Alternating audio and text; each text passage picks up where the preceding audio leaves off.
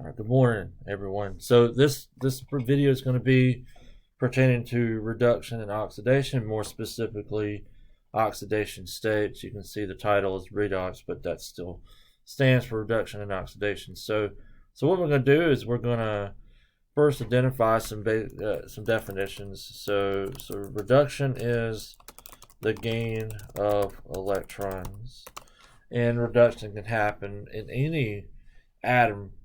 And what typically happens is that an atom that gains an electron will become more negative in its charge state.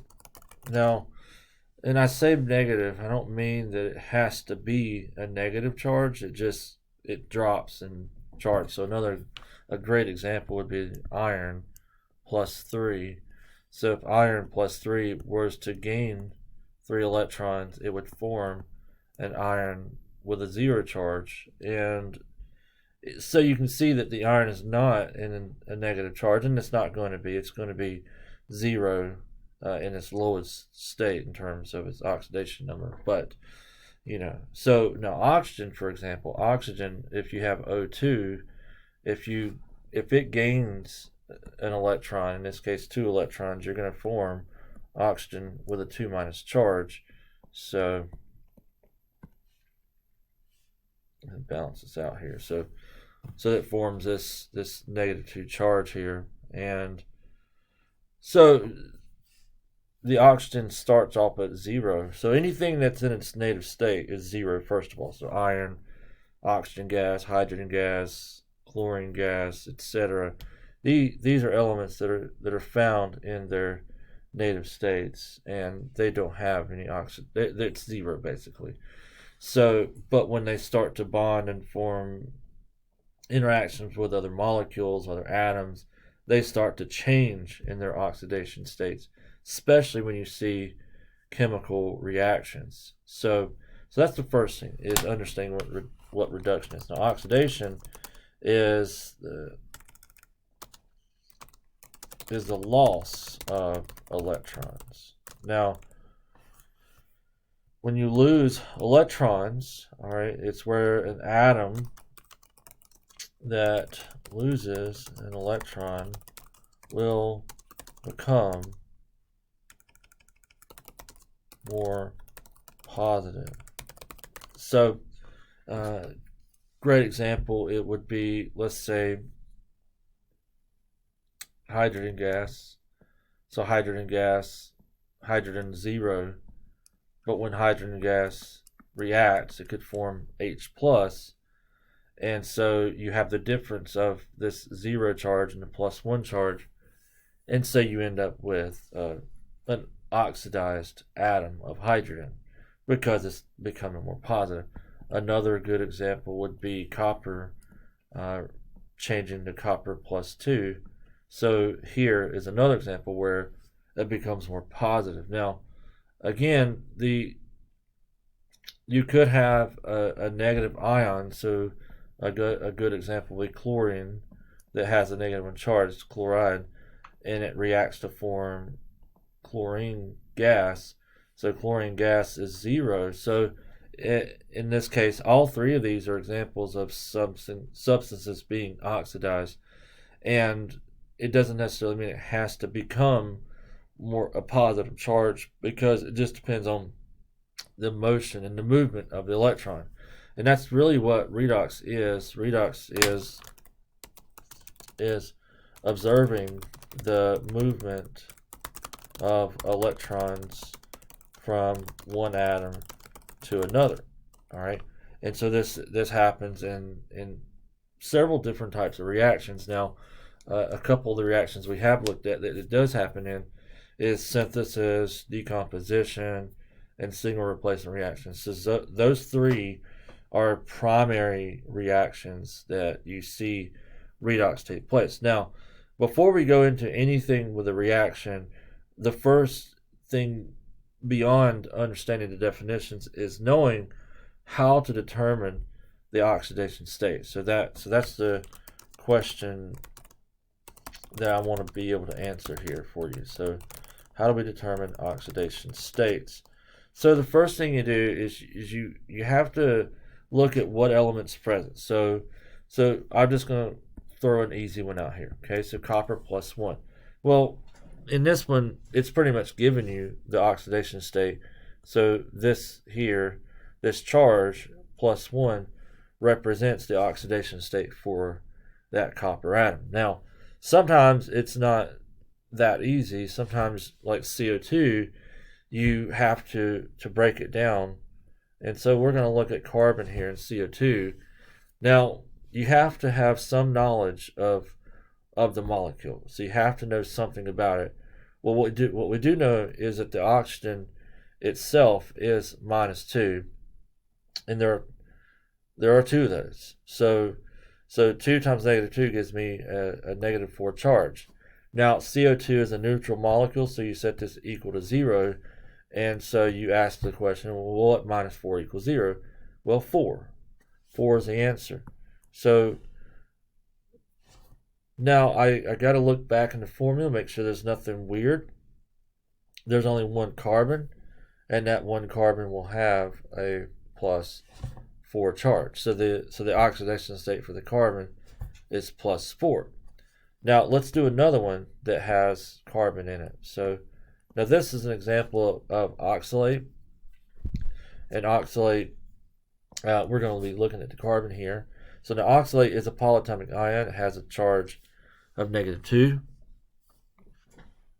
So you set this equal to -2, not because of the charge of the oxygen, but because of this here.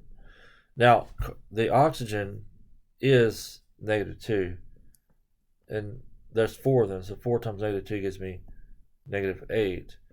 And if I go back and ask the question and say what -8 equals -2, well, 6 would be that answer. So now you say, well, is 6 the oxidation state? Well, it could be, but if you look at the formula, there's 2 carbons.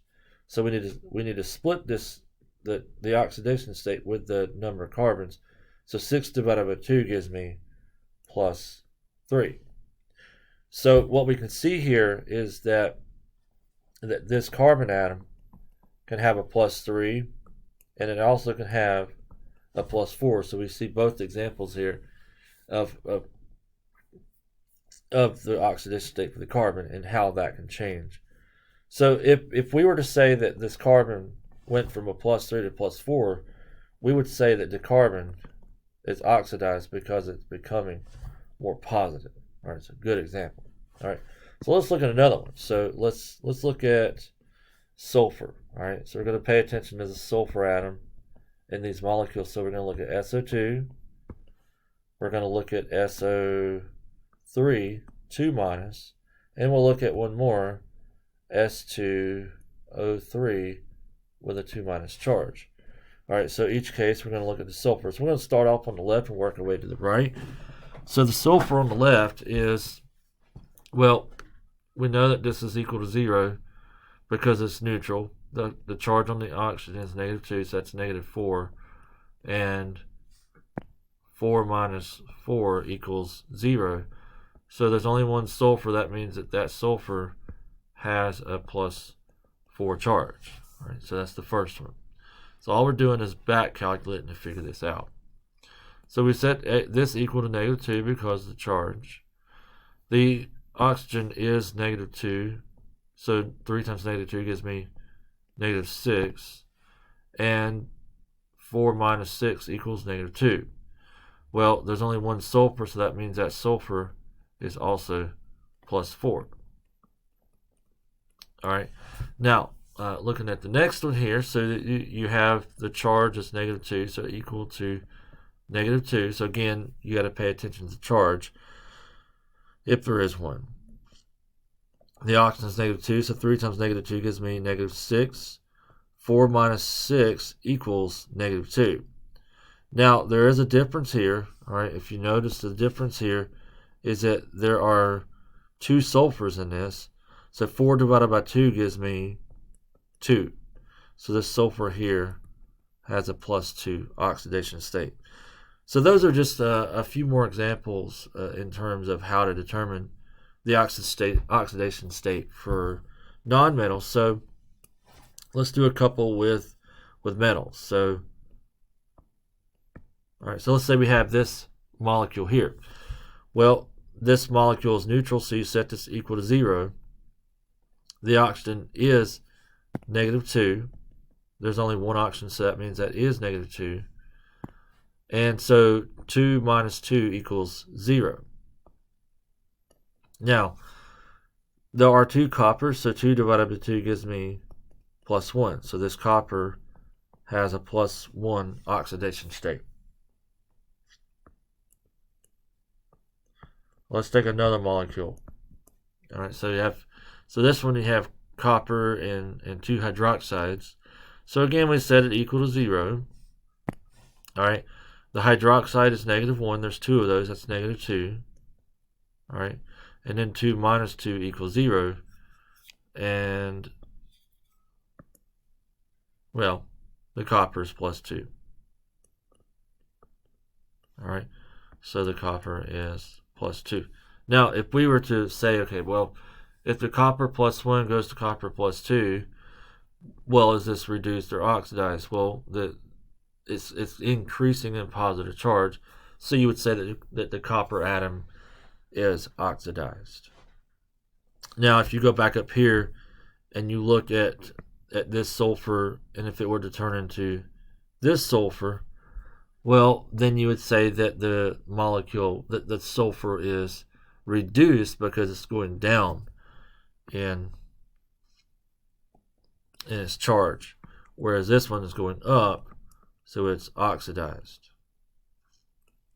All right, so that's what I wanted to do in this video. Is I wanted to sort of give you that basic information in terms of how to determine if something is reduced or oxidized, and we did it at a very, very simple level. The next thing we'll do is we'll look at a video that pertains to different types of reactions, how we use the reactions to figure out if something is reduced or oxidized. But again, if you have questions, send me a message, and if not, y'all have a good day.